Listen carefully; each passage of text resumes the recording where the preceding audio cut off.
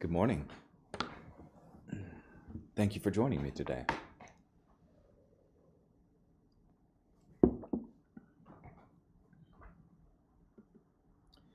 This morning, we'll be reading Job chapter 37, verse 1, through chapter 39, verse 30. At this also, my heart pounds and leaps from its place. Listen carefully to the thunder of his voice, to the rumbling that proceeds from his mouth. Under the whole heaven, he lets it go, even his lightning to the far corners of the earth. After that, a voice roars. He thunders with an exalted voice, and he does not hold back his lightning bolts. When his voice is heard, God thunders with his voice in marvelous ways. He does great things beyond our understanding. For to the snow he says, fall to earth, and to the torrential rains pour down. He causes everyone to stop working, so that all people may know his work. The wild animals go to their lairs, and in their dens they remain. A tempest blows out from its chamber, icy cold from the driving winds. The breath of God produces ice, and the breath of the waters freezes solid. He loads the clouds with moisture. He scatters his lightning through the clouds. The clouds go round in circles, wheeling about according to his plans, to carry out all that he commands them over the face of the whole inhabited world. Whether it is for punishment for his land, or whether it is for mercy, he causes it to find its mark. Pay attention to this, Job. Stand still and consider the wonders God works. Do you know how God commands them, how he makes lightning flash in a storm? Do you know about the balancing of the clouds, that wondrous activity of him who is perfect in knowledge? You whose garments are hot when the earth is still because of the south wind. Will you, with him, spread out the clouds, solid as a mirror of molten metal? Tell us what we should say to him. We cannot prepare a case because of the darkness. Should he be informed that I want to speak? If a man speaks, surely he would be swallowed up. But now the sun cannot be looked at.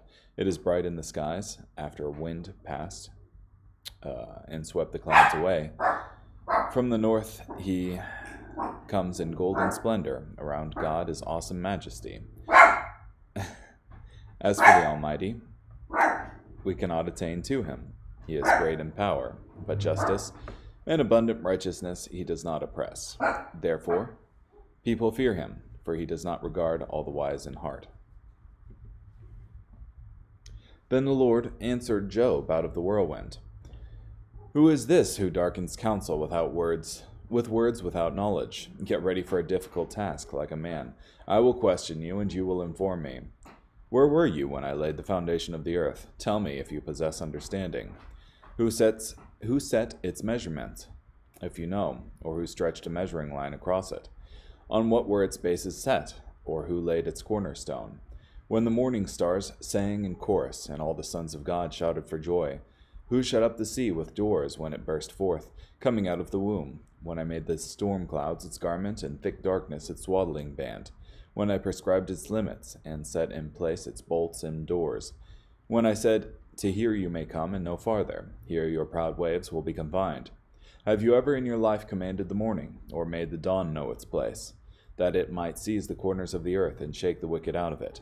The earth takes shape like clay under a seal. Its features are dyed like a garment. Then from the wicked the light is withheld, and the arm raised in violence is broken. Have you gone to the springs that fill the sea, or walked about in the recesses of the deep? Have the gates of death been revealed to you? Have you seen the gates of deepest darkness? Have you considered the vast expanses of the earth? Tell me if you know it all. In what direction does light reside, and darkness? Where is its place? That you may take them to their borders, and perceive the pathways to their homes. You know, for you were born before them, and the number of your days is great. Have you entered the storehouse of the snow, or seen the armory of the hail, which I reserve for the time of trouble, for the day of war and battle? In what direction is lightning dispersed, or the east winds scattered over the earth? Who carves out a channel for the heavy rains, and a path for the rumble of thunder, to cause it to rain on an uninhabited land, a desert where there are no human beings, to satisfy a devastated and desolate land, and to cause it to sprout with vegetation? Does the rain have a father, or who has fathered the drops of the dew? From whose womb does the ice emerge, and the frost from the sky? Who gives birth to it? When the waters become hard like stone, when the surface of the deep is frozen solid? Can you tie the bands of the Pleiades, or release the chords of Orion? Can you lead out the constellations in their season, or guide the bear with its cubs? Do you know the laws of the heavens, or can you set up their rule over the earth? Can you raise your voice to the clouds, so that a flood of water covers you? Can you send out lightning bolts, and they go? Will they say to you, "Here we are"? Who has put wisdom in the heart, or has imparted understanding to the mind? Who by wisdom can count the clouds, and who can tip over the water jars of heaven, when the dust hardens into a mass, and the clumps of earth stick together? Do you hunt prey for the lioness, and satisfy the appetite of the lions, when they crouch in their dens, when they wait in ambush in the thicket? Who prepares prey for the raven, when its young cry out to God and wander about for lack of food? Are you acquainted with the way the mountain goats give birth?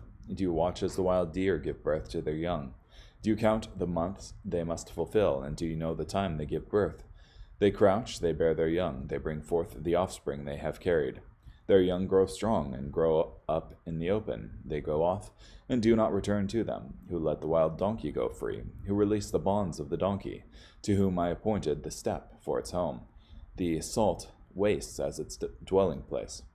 It scorns the tumult of the town. It does not hear the shouts of a driver. It ranges the hills as its pastures, and searches after every green plant.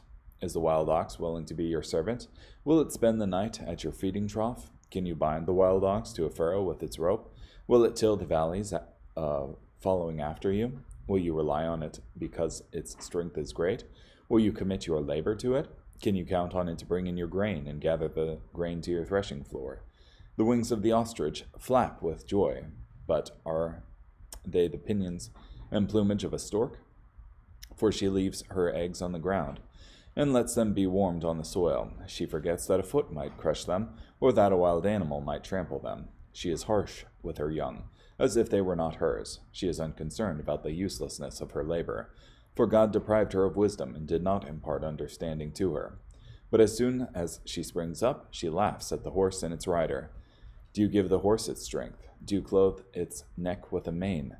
Do you make it leap like a locust? Its proud neighing is terrifying. It paws the ground in the valley, exulting mightily. It goes out to meet the weapons. It laughs at fear and is not dismayed. It does not shy away from the sword. On it the quiver rattles, the lance and javelin flash. In excitement and impatient it consumes the ground. It cannot stand still when the trumpet is blown. At the sound of the trumpet it says, "Aha!" and from a distance it catches the scent of battle, the thunderous shouting of commanders and the battle cries. Is it by your understanding that the hawk soars and spreads its wings toward the south? Is it at your command that the eagle soars and builds its nest on high? It lives on a rock and spends the night there, on a rocky crag in a fortress. From there it spots its prey. Its eyes gaze intently from a distance, and its young ones devour the blood, and where the dead carcasses are, there it is.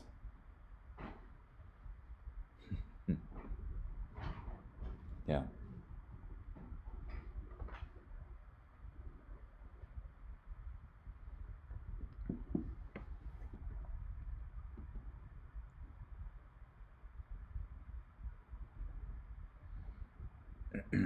So, we encounter here the last of Elihu's speaking, and then the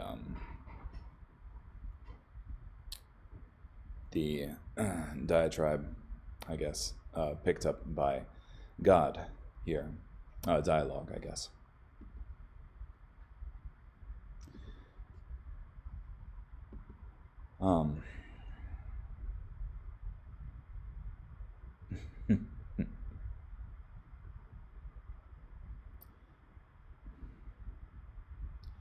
So, God is laying out for Job all of these big concepts, like the creation of the earth, and the stars, and the sea, and that of light and darkness.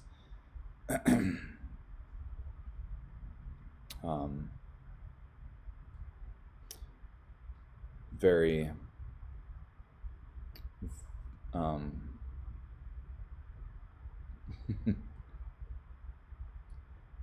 sharp language, I guess I'll say.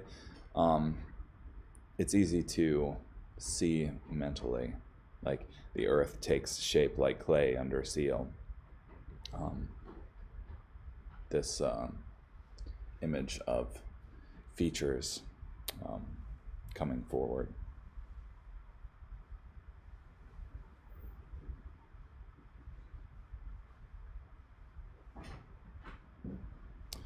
Carving out channels for the rain. Ice. Oh, well, one of the more interesting things I heard from an apologist named J. Warner Wallace, in particular, regarding... Oh, quite Dougie. This talk of the constellations in chapter 38, verses 31 and 32.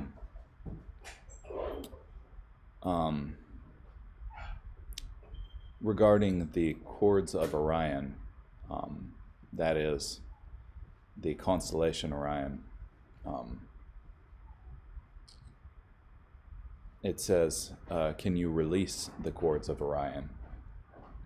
And in particular, Orion's belt, so he claims, is the stars are slowly going away from each other. That is, the belt is loosening. And in particular, there is another star called the Bear. Can you guide the bear with its cubs? And it is just kind of hurtling through space without like a set path. So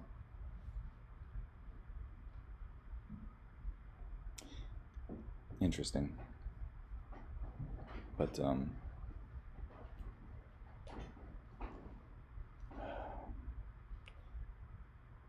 very cool talk about the complexity of creation. The ranging from the galactic to just these very small scenes of a deer giving birth to her young. And then talking about creatures like, in particular, wild animals. Can you harness their strength? Yeah. Then the horse that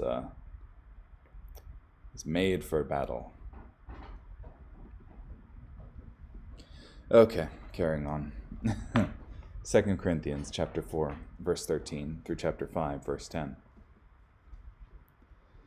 But since we have the same spirit of faith as that shown in what has been written, I believed, therefore I spoke. We also believe, therefore we also speak. We do so because we know that the one who raised up Jesus will also raise up with Jesus and will bring us with you into his presence. For all these things are for your sake, so that the grace that is including more and more people may cause thanksgiving to increase to the glory of God. Therefore we do not despair, but even if our physical body is wearing away, our inner person is being renewed day by day. For our momentary light suffering is producing for us an eternal weight of glory far beyond all comparison, because we are not looking at what can be seen, but at what cannot be seen. For what can be seen is temporary, but what cannot be seen is eternal.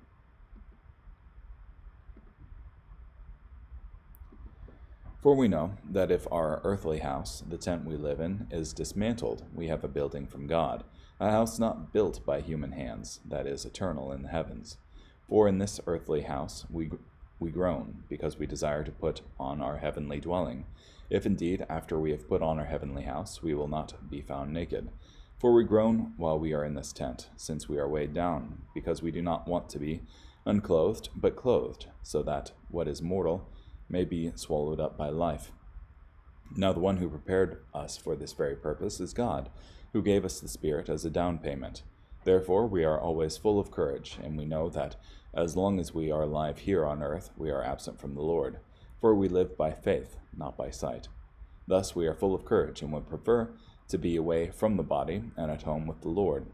So then, whether we are alive or away, we make it our ambition to please him. For we must all appear before the judgment seat of Christ, so that each one may be paid back according to what he has done, while in the body, whether good or evil.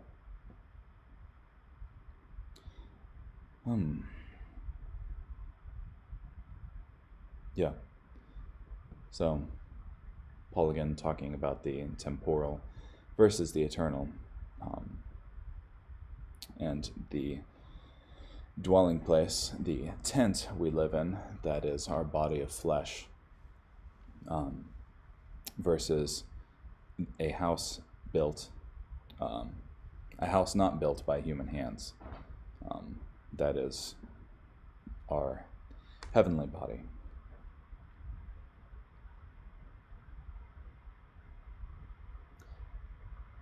Yeah.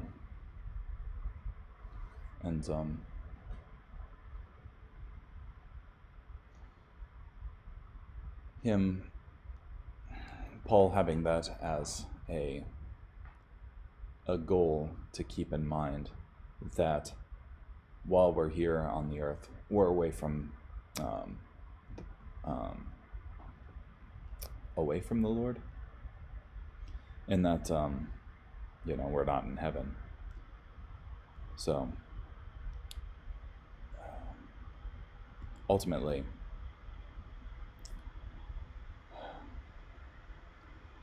what's in heaven is going to be better than what's here on earth, and he wants to keep that in mind, and to live by that faith, not by the reality of what's in front of us, not by sight, rather. So my laptop's fan is going. Psalm 44, verses 9 through 26. But you rejected and embarrassed us. You did not go into battle with our armies. You made us retreat from the enemy. Those who hate us take whatever they want from us. You handed us over like sheep to be eaten. You scattered us among the nations. You sold your people for a pittance. You did not ask a high price for them. You made us an object of disdain to our neighbors. Those who live on our borders taunt and insult us. You made us an object of ridicule among the nations. Foreigners treat us with contempt. All day long, I feel humiliated and am overwhelmed with shame before the vindictive enemy who ridicules and insults me. All this has happened to us, even though we have not rejected you or violated your covenant with us. We have not been unfaithful, nor have we disobeyed your commands. Yet you have battered us, leaving us as a heap of ruins, overrun by wild dogs. You have covered us with darkness. If we had rejected our God and spread out our hands in prayer to another God, would not God discover it, for he knows one's thoughts? Yet because of you, we are killed all day long. We are treated like sheep at the slaughtering block. Rouse yourself. Why do you sleep, O Lord? Wake up. Do not reject us forever. Why do you look the other way and ignore the way we are oppressed and mistreated? For we lie in the dirt, with our bellies pressed to the ground. Rise up and help us. Rescue us because of your loyal love.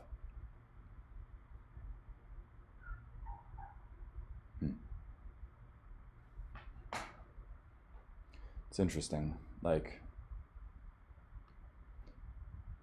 in the New Testament, this passage is quoted. We are killed all day long. We are treated like sheep at the slaughtering block, and apparently in Romans 8. But yeah, so that would be Paul, and he says that we're more than conquerors through Christ Jesus. So there's this juxtaposition between what's happening in the flesh and what's happening in the spirit, I think. And Paul seems to consider the afflictions that he's going through anyway, regarding, getting stoned and beaten and mocked and shamed publicly, as light momentary afflictions. So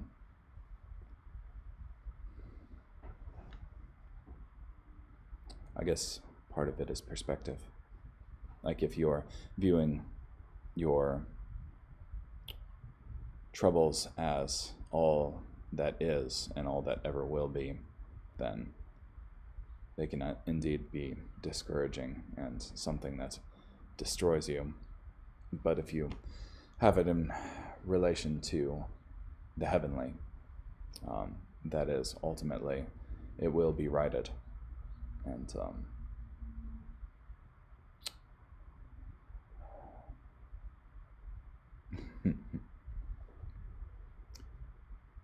will ultimately be comforted by God, then becomes less so. Proverbs chapter 22, verse 13.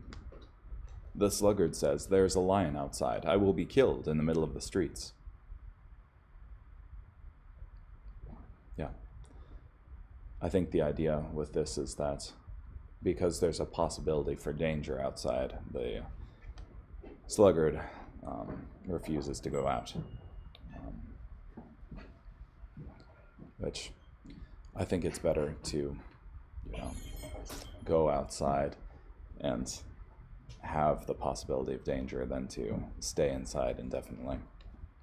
So, okay, well, thank you for joining me today. Hope you have a great day. Bye.